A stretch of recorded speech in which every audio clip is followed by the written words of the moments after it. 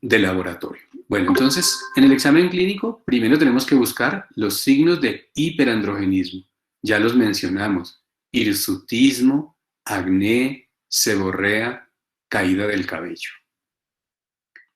Debemos observar toda la piel de la mujer, calificar el Ferriman y Galway, mirar si tiene galactorrea, si tiene signos de hipotiroidismo, de hipertiroidismo, obesidad extrema, flacura extrema, etc. Y el 40% de las mujeres con ovario poliquístico tienen obesidad.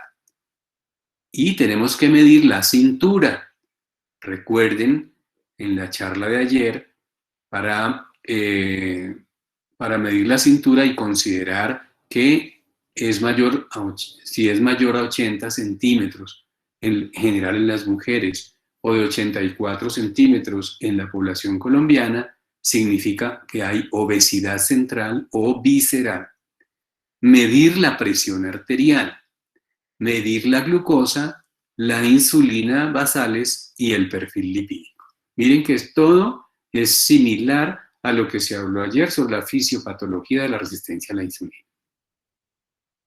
Y recordar que en el síndrome de ovario poliquístico ocurre este tipo de obesidad, ¿sí? Y por eso debemos medir el perímetro abdominal, y si está por encima de 80 o de 84 centímetros, esa mujer tiene aumento de la grasa visceral y por lo tanto aumento del riesgo cardiocerebrovascular. También se pueden observar signos de acantosis nígricans, que son un indicio de resistencia a la insulina, pero que infortunadamente son muy poco frecuentes. Los observamos solo en el 5% de las mujeres con síndrome de ovario poliquístico, a pesar de que el 80% pueden tener resistencia a la insulina. Estas acantosis níricas y estas acantosis níricas y acrocordones, y estas en la axila. Muy bien. ¿Y qué es lo que pasa con la resistencia a la insulina? Bueno, como acabo de explicarles, en los años 80 se encontró que la mayoría de las mujeres con síndrome de ovario poliquístico, independientemente de si eran obesas o delgadas, tenían hiperinsulinismo. Y si eran obesas, por supuesto, el hiperinsulinismo era mayor. Entonces, muy brevemente, si hay resistencia a nivel muscular y hepático a la acción de la insulina, como les explicaron ayer, al páncreas no le queda otra opción que aumentar la liberación y la síntesis de insulina para mantener los niveles de glucosa. Pero como hay resistencia a la acción de la insulina en estos tejidos, el exceso de insulina va y nos actúa en otros sitios y nos causa hiperandrogenismo, porque el exceso de insulina produce aumento de la síntesis de andrógenos a nivel del ovario. La insulina es capaz de actuar sobre la hipófisis, sensibilizando la hipófisis a la GnRH, que es la hormona liberadora de gonadotropinas, y al hacer eso se aumenta la LH, y la LH, que es la hormona luteinizante, aumenta la síntesis en las células tecales del ovario de andrógenos. La insulina aumentada va al hígado y disminuye la síntesis de la globulina transportadora de esteroides sexuales. Entonces, al disminuirse esta globulina transportadora, aumentan los andrógenos libres. Y finalmente, pues ocurre depósito de lípidos, pero no en el tejido adiposo, digamos, normal, sino precisamente en el visceral, como les explicaron ayer. Así que la resistencia a la insulina, y si además se acompaña de un estilo de vida sedentario, más la genética, familias con síndrome de ovarios poliquísticos, y ocurre la obesidad abdominal, podemos decir tenemos una resistencia a la insulina. Y miren los mecanismos, lo que produce la resistencia a la insulina, ayer lo vieron: hipertensión por daño endotelial, dislipidemia, ¿sí? Por aumento de las VLDL. Uy, ¿esto qué es? ¡Ay! Espérate que se Se metió una cosa aquí rarísima.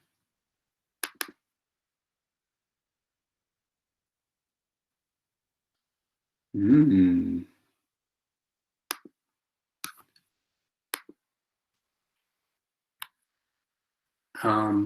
No sé qué pasó aquí,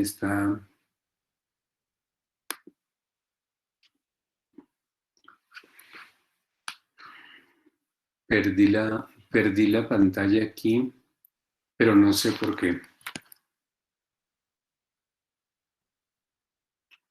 ¿Ustedes están viendo la pantalla o no? Sí, doctor, nosotros seguimos viendo la diapositiva en la que se quedó. Pero yo la veo muy rara, muy clarita, no sé qué le pasó. No puedo cambiarla. Mm, no sé qué pasó. Bueno, déjame ver un minuto. Puede quitarla y volverla a poner, de pronto le cambie. Sí, va a tocar.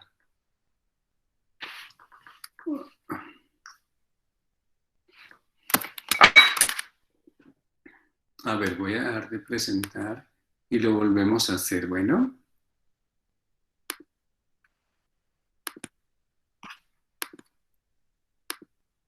ahí lo están viendo. Sí, doctor. Bueno, entonces ya vimos que la resistencia a la insulina puede causarnos esta. Ay, Dios, otra vez. No sé.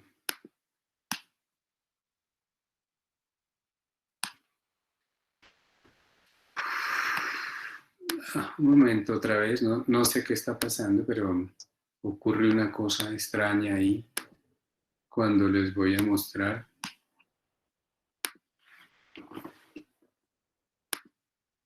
Compartir. Bueno, entonces, ya vimos cómo el aumento de la insulina disminuye la globulina de transportadora de esteroides sexuales, lo cual aumenta la testosterona libre y eso es lo que va a producirnos el acné, la seborrea, la pérdida de cabello. Pero la insulina además disminuye el IGF-BP1, el ligador o proteína ligadora del factor de crecimiento insulinoide 1, y entonces este aumenta. Y este factor de crecimiento insulinoide 1 libre también estimula en el ovario la síntesis de andrógenos. Y como les acabo de decir, el aumento de la insulina hace que la hipófisis aumente la liberación de LH y este aumenta los andrógenos. Fíjense que se forma un círculo vicioso perpetuante, autoperpetuante, que si uno no lo corta, entonces va a causar severos problemas posteriores. Como se encontró resistencia a la insulina, muchos autores han estudiado genes relacionados con la acción de la insulina para ver si hay variantes genéticas o mutaciones. Y efectivamente han encontrado muchas. Miren, todos estos genes que tienen que ver, por ejemplo, con el receptor del sustrato de la insulina, el PPAR gamma, todo lo que a ustedes se les ocurra, hasta el ácido retinoico. En mujeres con ovario poliquístico, especialmente familiar, han encontrado estas variantes génicas que explican la resistencia a la insulina. No obstante, en la gran mayoría no se ha identificado una mutación génica específica. Entonces, todo parece ocurrir por mecanismos post-receptor. Recuerden que cuando la insulina se une a la subunidad alfa de su receptor, se activa la tirosinquinasa de la subunidad beta. Es decir, que ocurre una fosforilación en tirosina, normalmente. En las mujeres con ovario poliquístico, en vez de ocurrir fosforilación en tirosina, ocurre fosforilación en serina. Y hay una cosa muy importante que deben saber, y es que a pesar de que hay resistencia a la insulina tiene muchos efectos metabólicos y no todos se bloquean.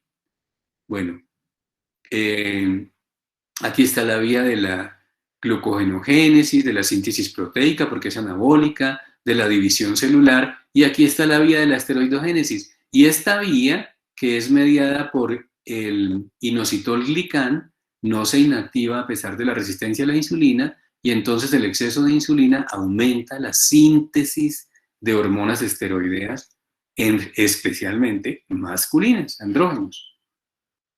Miren ustedes que la insulina actúa en todas partes de la síntesis de andrógenos, desde el receptor de LDL en las células de la granulosa, para que entren el colesterol LDL y ese colesterol se pueda empezar a transformar en esteroides, hasta la proteína STAR, que mete este colesterol en la mitocondria, la 3-beta hidroxiesteroide deshidrogenasa, la 17-alfa hidroxilasa, la 17-20 desmolasa, la 11 hidroxilasa y la aromatasa. Todas estas enzimas son estimuladas por la insulina, normalmente en células de la glándula tiroides.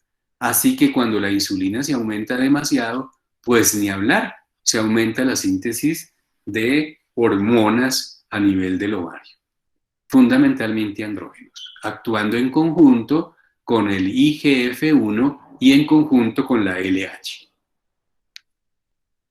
Otra cosa que sabemos actualmente es que muchas niñas, hijas de madres que tuvieron hiperandrogenismo, o bien porque tenían exposición a andrógenos exógenos, o porque tenían hiperplasia suprarrenal, o porque esas mismas madres tenían ovario poliquístico, reprograman el sistema endocrino y metabólico de su hija, y la hija posteriormente va a tener alteración endocrina con aumento de la LH y por lo tanto aumento de la esteroidogénesis, y alteración metabólica con obesidad, adiposidad central, resistencia a la insulina, hiperinsulinemia.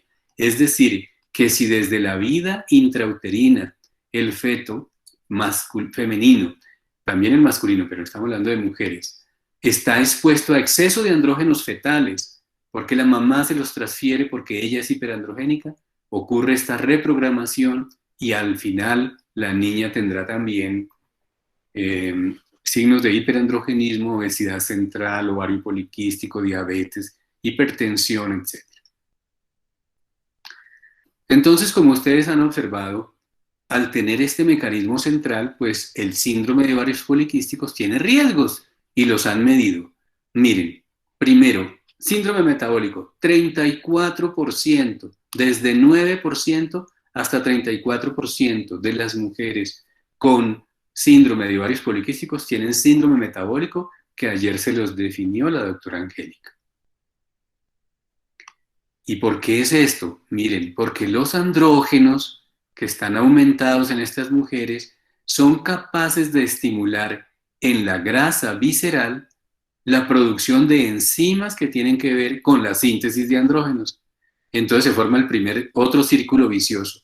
Andrógenos que estimulan la grasa visceral para que produzca andrógenos que cierran el círculo. Y entre más andrógenos, más resistencia a la insulina, más signos de hiperandrogenismo y más anovulación. Entonces, el hiperandrogenismo en el ovario poliquístico agrava la adiposidad central y perpetúa la resistencia a la insulina.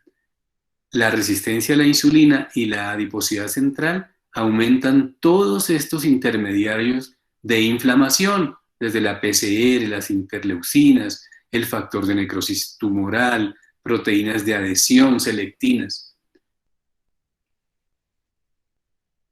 Entonces, si uno tiene exceso de andrógenos, los andrógenos actúan sobre la cascada de la insulina, aumentando la resistencia a la insulina. Y además los andrógenos, actuando sobre su propio receptor, transforman, por ejemplo, las fibras musculares tipo 2, las aumentan, convierten los preadipocitos en adipocitos y entonces aumentan la grasa visceral y alteran la fosforilación de la proteincinasa. Todo esto significa que volvemos a cerrar un círculo vicioso. Entre más andrógenos, más resistencia a la insulina. Entre más resistencia a la insulina, más grasa visceral. La grasa visceral produce andrógenos y tenemos otro círculo vicioso. Y de hecho se sabe que al aumentar la testosterona libre y el tejido adiposo visceral, aumentamos los ácidos grasos libres y las citoquinas. Y esto a su vez aumenta resistencia a la insulina, se aumentan los triglicéridos, disminuyen las lipoproteínas de baja densidad y, como acabamos de decir, disminuye la globulina transportadora de esteroides sexuales. Al disminuir la globulina transportadora de esteroides sexuales, hay más andrógenos libres y entonces otro círculo vicioso se cierra en este sitio. Y, como ustedes saben, el tejido adiposo tiene una gran cantidad de adipocitocinas que son todas malas desde el punto de vista metabólico. Solo la adiponeptina es buena desde el punto de vista metabólico y esa se disminuye en la resistencia a la insulina y en el ovario poliquístico. Entonces, las pacientes con síndrome de ovarios poliquísticos tienen un proceso inflamatorio compensado de baja densidad, pero permanente, y además tienen una serie de adipocitocinas que son metabólicamente inapropiadas. De hecho, entre un 20 y un 60% de las mujeres con ovario poliquístico, cuando se les estudia bien, el síndrome metabólico lo presenta. En ambos casos, en el síndrome metabólico y en el ovario poliquístico, el factor central es la resistencia a la insulina y su consecuencia la obesidad abdominal o visceral. En el síndrome de ovarios poliquísticos, el hiperandrogenismo aumenta la resistencia y se autoperpetúa con el otro. Y en ambos casos, ovario poliquístico y síndrome metabólico, cuando se miden los marcadores de inflamación, ambos los tienen positivos, incluyendo, como hablaban ustedes ayer, el ácido úrico. Bueno, eso lo han medido, miren, esta es la prevalencia de síndrome metabólico en pacientes con síndrome de ovario poliquístico. En todos los casos hay síndrome metabólico, pero si la paciente además de ovario poliquístico está obesa, entonces hay mayor frecuencia de síndrome metabólico, mire, 16% si son flaquitas, 22% si son de 25 a 30 en el índice de masa corporal y 67% si el índice de masa corporal es 30%, 30 kilogramos por metro cuadrado de superficie. Muy bien. Las pacientes con síndrome de ovario poliquístico tienen un 30 a 35% de intolerancia a los carbohidratos. Casi un 10% hacen diabetes mellitus tipo 2. Más de la mitad hacen intolerancia a los carbohidratos y tienen factores de riesgo cardiovascular el doble que las mujeres que no tienen ovario poliquístico en este estudio de Legro. En este estudio de Morán, él miró lo mismo, riesgo de tener intolerancia a los carbohidratos en mujeres con ovario poliquístico, 2.5 veces, 4 veces el riesgo de diabetes mellitus. Esto es riesgo ajustado por peso. Y 2.2 de síndrome metabólico. Y el estudio de Yildiz encuentra que las mujeres con ovario poliquístico tienen obesidad, dislipidemia, disfibrinolisis, aumento del grosor de la íntima y la media de la carótida y calcificaciones coronarias. Todo esto es lo que ustedes observan en el síndrome metabólico y en otras enfermedades cardiometabólicas. Y por supuesto, en el síndrome de ovarios poliquísticos, pues tenemos infertilidad porque la mujer no ovula, pero parte de la razón por la que no ovulan es precisamente, nuevamente, la resistencia a la insulina. ¿Por qué? Porque cuando hay resistencia a la insulina, ocurre la hiperinsulinemia compensatoria y la insulina directamente es capaz de estimular en la teca la producción de andrógenos y producir la disfunción ovulatoria. Ya vimos que la insulina sensibiliza a la hipófisis, a la GnRH, y entonces la hipófisis libera más LH y esto produce más hiperandrogenismo. Ya vimos que la insulina disminuye la SHBG y esto aumenta la testosterona libre.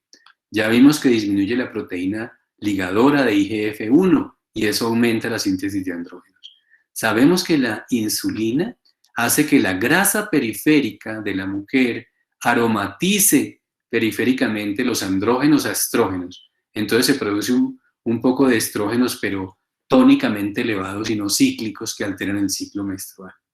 Y además aumentan en el endometrio, cuando se aumenta la insulina, la producción local de estrógenos. Y por eso el hiperinsulinismo es un factor de riesgo para hacer hiperplasia endometrial y cáncer endometrial. Y todas estas cosas llevan a que la mujer no ovule, y si no ovula, pues no queda embarazada. Y por lo tanto, tiene hiperandrogenismo más infertilidad de origen anovulatorio. Muy bien, y cuando quedan embarazadas, las mujeres con síndrome de ovarios poliquísticos también tienen mayor probabilidad de abortos, de presentar diabetes mellitus durante la gestación, de tener hipertensión gestacional y preeclampsia, de aumentarse exageradamente de peso y quedar obesas después del embarazo, de que el bebé tenga alteración del crecimiento fetal. El bebé nace pequeño para la edad gestacional y después hace una cosa que llamamos catch-up y se engordan y quedan obesos desde la niñez. Y la reprogramación de sus tejidos, que ya lo mencionamos, que hace que este bebé tenga una mayor probabilidad de tener también síndrome de ovarios poliquísticos y obesidad central. Bueno, y ya casi para terminar, para dejar lugar a las preguntas y a las dudas, ¿cuáles son los principios de manejo? ¿Qué es lo que nosotros hacemos con las pacientes? Bueno, lo más importante, lo primero y para todas es modificar los estilos de vida. Estas pacientes deben tener modificaciones en el plan alimentario que incluyan una restricción importante del consumo de carbohidratos, como ya lo vieron ayer, y además deben hacer un plan de ejercicios. Bajar de peso entre un 7 y un 10% del peso basal ya es un factor que puede hacer que la mujer comience a ovular y a romper ese círculo vicioso que hemos mencionado a lo largo de la charla. Nosotros les damos anticonceptivos combinados orales para el manejo de los signos de hiperandrogenismo, acné, hirsutismo y los trastornos del ciclo menstrual cuando la mujer no está consultando por infertilidad, sino por los trastornos del hiperandrogenismo. También les podemos dar progestágenos solos, porque estas mujeres no están ovulando. Cuando una mujer no ovula, no produce progesterona, y al no producir progesterona, se produce hiperplasia endometrial, cáncer endometrial y, por supuesto, hemorragia uterina normal. Si la mujer es muy pequeña, la mamá o ella no quieren que usen anticonceptivos o tienen contraindicaciones para los estrógenos, usamos progestágenos solos. Cuando hay intolerancia a los carbohidratos, diabetes o evidencia de resistencia a la insulina, también usamos sensibilizantes a la insulina, fundamentalmente la metformina. Bueno, entonces vamos a hablar muy brevemente. Primero, en cuanto a los ejercicios, ¿cuáles son las recomendaciones? Esta es la recomendación de consenso. Primero, modificar estilos de vida, dieta, ejercicio, dejar de fumar y técnicas de comportamiento. ¿Cuánto deben reducir la dieta? 500 a 1000 kilocalorías por día. Que esa dieta tenga menos de 30% en grasa, menos de 10% en grasa saturada, aumentar las fibras, granos enteros, cereales, frutas y vegetales. Eso se los mencionamos ayer, teniendo cierta precaución, por supuesto, con los azúcares que provienen de las frutas. Se sugiere reducir inicialmente solo al 5 al 10%. Esa es la meta que se debe proponer la mujer con sobrepeso u obesidad. Si le ponemos una meta muy, muy alta, va a entrar en frustración. Pero además sabemos que esta pequeña reducción ya es capaz de producir efectos benéficos sobre la resistencia a la insulina y sobre la ovulación. Y posteriormente que siga, por supuesto, disminuyendo otros 10 a 20% del peso. Y recuerden que, dependiendo de la raza, menos de 84 o 80 centímetros de perímetro abdominal. El ejercicio se ha recomendado lo mismo de casi todas las recomendaciones universales, 150 minutos por semana, o sea, 30 minutos cada día durante 5 días. De esos 150, 90 deben ser de actividad aeróbica de intensidad moderada a alta, que significa que hasta llegar hasta un máximo del 90% de la frecuencia máxima permitida para esa persona. Se sabe, esta es una revisión Cochrane, de que los efectos de los cambios del estilo de vida en mujeres con ovario poliquístico son benéficos. Miren ustedes, se reduce la testosterona, se reduce el puntaje de hirsutismo, se reduce el peso, casi 3.5 kilos, se reduce la circunferencia de la cintura y se reducen los niveles de insulina. Cuando llevamos un tiempo suficiente haciendo los cambios del estilo de vida y también, digamos, después de que ya he hecho eso, podemos empezar los agentes sensibilizantes a la insulina. Preferimos que se haga en ese orden para que la persona no piense que esto es un medicamento mágico y que va a arreglar todo el problema. Como ustedes saben, la metformina es una sustancia que aumenta la sensibilidad a la insulina a nivel periférico, entonces la glucosa puede entrar al tejido muscular y adiposo. Por otro lado, en el hígado, y es su función más importante, disminuye la neoglucogénesis, entonces bajan los niveles de glucosa. Disminuye el peso corporal en algunas mujeres y finalmente hace que ocurra un perfil lipídico favorable. Sin embargo, no es para darle a todo el mundo por cualquier razón. Se sabe que utilizar la metformina puede reducir el riesgo de diabetes mellitus gestacional y probablemente también el de otros tipos de diabetes. Pero en el momento actual se aconseja en pacientes con ovario poliquístico solamente si tienen intolerancia a la glucosa, si ya tienen diabetes o si hay resistencia a la insulina, y en conjunto con los cambios del estilo de vida. Esta revisión Cochrane, digamos, compara los agentes sensibilizantes a la insulina con los anticonceptivos orales. Y es evidente, lógico, que por ejemplo en el nivel de insulina en ayunas, pues le va mejor a la metformina que a los anticonceptivos orales. También es evidente que no hay una gran diferencia en cuanto a la glucosa en ayunas. Y en cambio, con los triglicéridos le va peor a los anticonceptivos que a la metformina.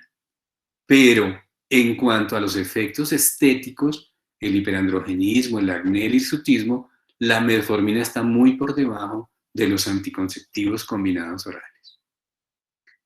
Bueno, y ya cuando el motivo de la consulta de la mujer es infertilidad, nosotros usamos como primera línea el letrozol o anastrozol, que es una sustancia que se usa por vía oral e inhibe la aromatasa. Al inhibir la aromatasa, entonces aumenta la conversión, digamos, la producción periférica y central de estrógenos. El nivel bajo de estrógenos que estas sustancias causan confunden un poco al hipotálamo y el hipotálamo entonces libera GnRH y empieza a ocurrir la ovulación nuevamente. Si la persona no responde a este inductor de ovulación, tenemos tres opciones. Le agregamos metformina al letrozol o también al citrato de clomifeno, la cambiamos para usar FSH y LH, o le hacemos una cirugía laparoscópica que se llama drilling ovárico, que es cauterizar la superficie del ovario y hasta 5 milímetros de profundidad en varios puntos. Y si la mujer responde a los cambios de vida y al letrozol, pues entonces que cuando quede embarazada, vigilar los riesgos que mencionamos ahorita, la hipertensión, la diabetes, el aborto, la obesidad, el aumento de peso exagerado, la restricción de crecimiento, etc. Y hay dos tipos de manejo quirúrgico. Primero, el drilling ovárico, que se ha aconsejado cuando hay falla del tratamiento médico o cuando estamos haciendo una laparoscopia y en ese momento la paciente se le está haciendo la laparoscopia por infertilidad y encontramos el ovario poliquístico, entonces se ha aconsejado hacerlo, pero esto es un nivel de evidencia muy bajo, que es simplemente una recomendación de práctica clínica. O en las mujeres obesas, hacerles primero cirugía bariátrica, cuando tengan ovario poliquístico y un índice de masa corporal de 35 kilogramos por metro cuadrado y estén consultando por infertilidad. Y después de que tengan un manejo integral de su cirugía y de su problema nutricional, sí se logra más fácil el embarazo. Bueno, entonces, ya para concluir, primero, el ovario poliquístico, el síndrome de ovarios poliquísticos, es la alteración más frecuente en la endocrinología ginecológica. 1 de cada 10 mujeres tienen esto. Segundo, cuando están adolescentes, la mujer puede tener anovulación, puede tener acné y seborrea, y puede tener morfología de ovarios poliquísticos, por lo cual el diagnóstico debe ser muy cuidadoso y se establece cuando persiste por más de 2 años después de la menarquia estas anormalidades. El diagnóstico del ovario poliquístico es un diagnóstico de exclusión. Siempre se tienen que descartar otras causas de hiperandrogenismo y otras causas de anovulación. Bueno, en el ovario poliquístico ocurre resistencia a la insulina, hiperinsulinismo y obesidad visceral, lo que conlleva a un estado proinflamatorio y, por lo tanto, a un síndrome metabólico en una proporción alta de pacientes. Sabemos que tratar el hiperandrogenismo, por ejemplo, con anticonceptivos, progestágenos y otras sustancias, mejora la calidad de vida de las pacientes porque disminuye el estrés que está asociado a esto. Pero el manejo de las pacientes con ovario poliquístico no es solamente un problema cosmético, porque tiene consecuencias metabólicas y cardiovasculares a largo plazo, y por lo tanto debe ser una estrategia integral y no solamente un problema de medicamentos. Las pacientes con ovario poliquístico tienen mayor riesgo de hipertensión, diabetes y de infarto. Entonces hay que modificar desde estas edades sus estilos de vida y utilizar los medicamentos que necesitemos de acuerdo con las necesidades de la paciente, incluyendo los agentes sensibilizantes a la insulina cuando estén indicados. Bueno, muchas gracias. Ahora ya voy a dejar de proyectar y entonces, si tienen preguntas, con mucho gusto las respondemos. Primero, no sé si entendieron algo o no entendieron nada. Bueno, doctor, en el chat tenemos varias preguntitas que fueron haciendo a lo largo de la charla. Si quiere, le voy leyendo a partir de la primera que me encuentro. Sí, Dice, bueno, estas ya la contestaron. ¿Qué porcentaje de mujeres con síndrome de ovario poliquístico tiene resistencia a la insulina? Le contestaron en el chat 80%, ¿cierto, doctor? sí, señora, hasta el 80% y no importa si son obesas o si son delgadas. Vale. La siguiente es, qué pena, doctor, no entiendo por qué la resistencia a la insulina aumenta la grasa visceral. Le había entendido a la doctora Angélica que era la obesidad la causante de la insulinoresistencia.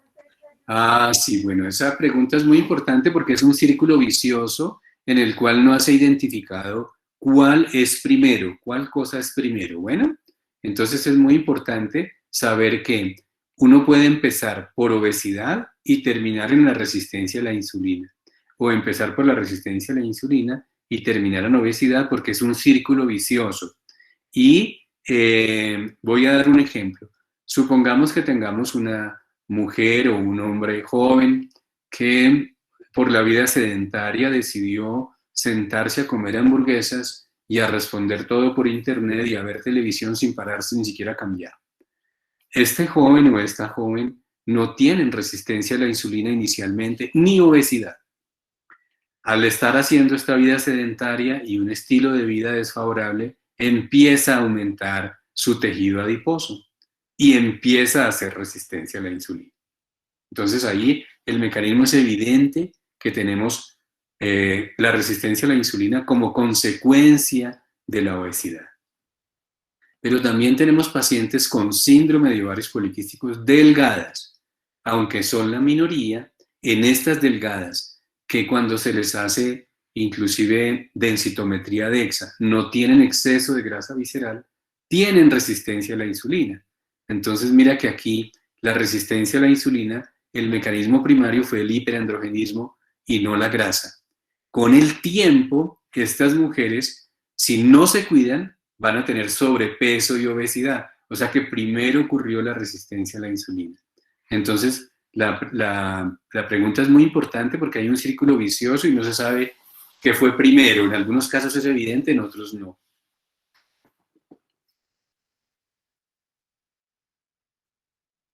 Vale, doctor, muchas gracias. Ahora tenemos otra que dice, a una paciente con esa reprogramación fetal, ¿se le da un tratamiento distinto al normal en el síndrome ovario poliquístico? No, nosotros sabemos de la reprogramación fetal por una serie de estudios que ha hecho una endocrinóloga muy importante en España, que empezó a estudiar niñas que tenían pubarquia muy temprana, vello axilar y vello púbico muy temprano. Entonces las empezó a estudiar para saber si tenían una hiperplasia suprarrenal y no encontró hiperplasia suprarrenal ni ninguna otra causa. Y al interrogatorio se dio cuenta que las madres habían tenido estados hiperandrogénicos. Después hizo lo contrario, buscó mujeres que tenían estados hiperandrogénicos, esperó que nacieran sus hijos y las siguió durante muchos años. Y fue cuando observó que esas hijas de estas madres hacían la reprogramación. Entonces la recomendación actual es que estas personas tengan cambios del estilo de vida. Perdón que faltó un tercer aspecto. Otro grupo de investigadores encontró que los niños podían tener bajo peso, no todos, bajo peso al nacer, y que en la recuperación rápida del peso, en los primeros meses o 2 años de vida, aumentaba el riesgo de hacer obesidad permanente. Entonces, esas son las cosas que se deben hacer.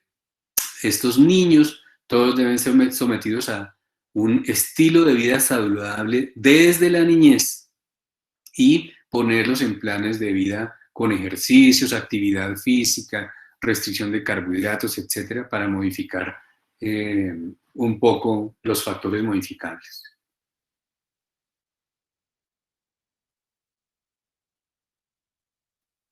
Vale, doctor. Joana. Otra pregunta de Tania. Si una persona ha sufrido con quistes, pero no le diagnosticaron SOP, queda en embarazo, ¿el bebé masculino puede llegar a tener problemas? ¿El masculino? Sí, señor. Bueno, recordar otra, digamos una cosa en la que quiero enfatizar. Una cosa es tener ovarios poliquísticos y otra cosa es tener síndrome de ovarios poliquísticos. Bueno, entonces recuerde, si le hacen ecografías a las mujeres y a las adolescentes, puede encontrarse morfología de ovarios poliquísticos, pero si no tiene ninguna de las otras cosas, eso es solo ovarios poliquísticos y pueden quedar embarazadas y no les pasa nada. Síndrome de ovarios poliquísticos significa tener o anovulación o hiperandrogenismo. Entonces, estos, digamos, son los pacientes que hay que tener precaución.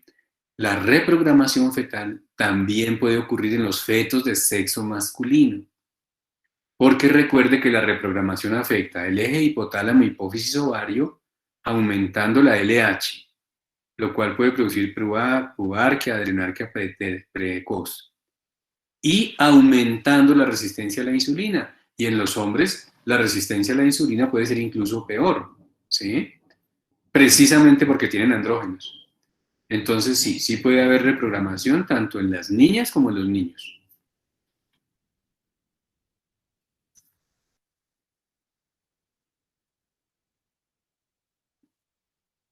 Bueno, doctor, y la última pregunta que hay en el chat es de Lina. Bueno, acaban de poner otra.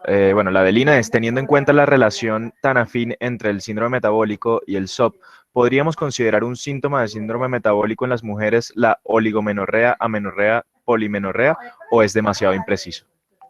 No, tiene mucha lógica lo que está diciendo. La enseñanza, que es, digamos, parecido a lo que está concluyendo, es la siguiente. Si tenemos mujeres con diagnóstico de síndrome metabólico, debemos estudiar la posibilidad de que tenga síndrome de ovarios poliquísticos. ¿Por qué? porque el síndrome de ovarios poliquísticos le va a causar anovulación y la anovulación la pone en riesgo de hacer hiperplasia y cáncer endometrial. Y al revés, si tenemos una mujer con diagnóstico de síndrome de ovarios poliquísticos, le debemos estudiar síndrome metabólico, es decir, tomarle la presión, medirle los triglicéridos, medirle las HDL, medirle la glucosa en ayunas y medirle la cintura. Y si tiene síndrome de ovario, ¿y por qué hacer eso? Porque si tiene síndrome metabólico, su riesgo cardiovascular es mayor, mayor riesgo de hipertensión, diabetes, eventos cardiovasculares. Entonces la respuesta a esa pregunta es sí, eso tiene mucha lógica. En ambos casos debemos estudiar.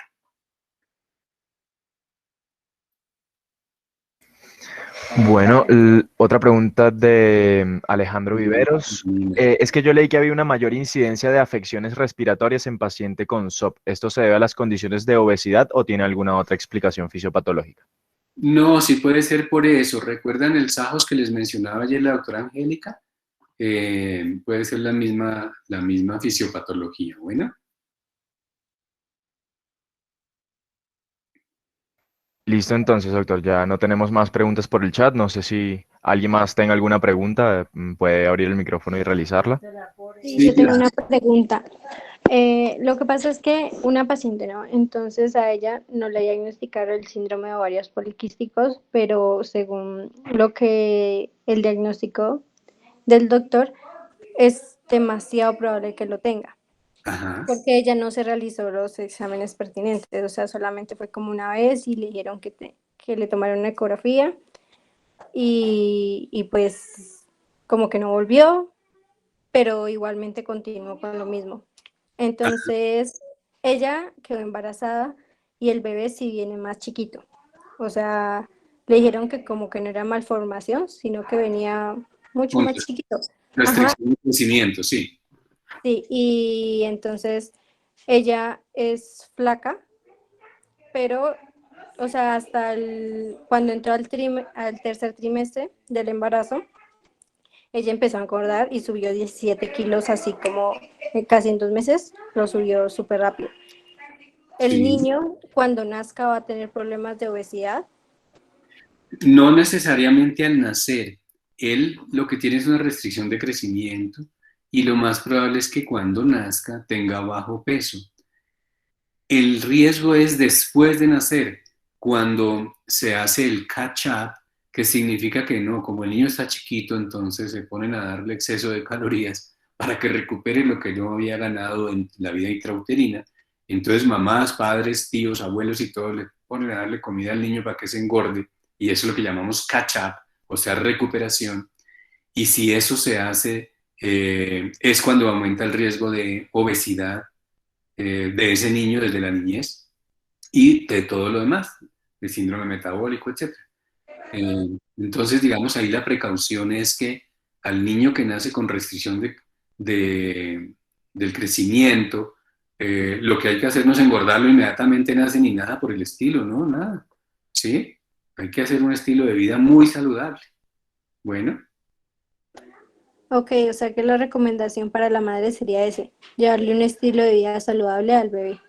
Sí, desde que nazca, sí. Y por supuesto la lactancia materna, que es fundamental en muchas cosas, es una alimentación balanceada, por lo menos 6 meses, exclusivo. Vale, muchísimas gracias, doctor. De nada, con mucho gusto.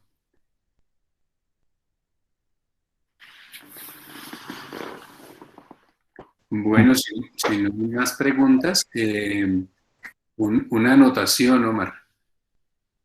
Con mucho gusto, están poniendo gracias ahí. Cuando yo estaba de decano de la Facultad de Medicina, firmé el acuerdo por el cual se creaba ASEMUNAL.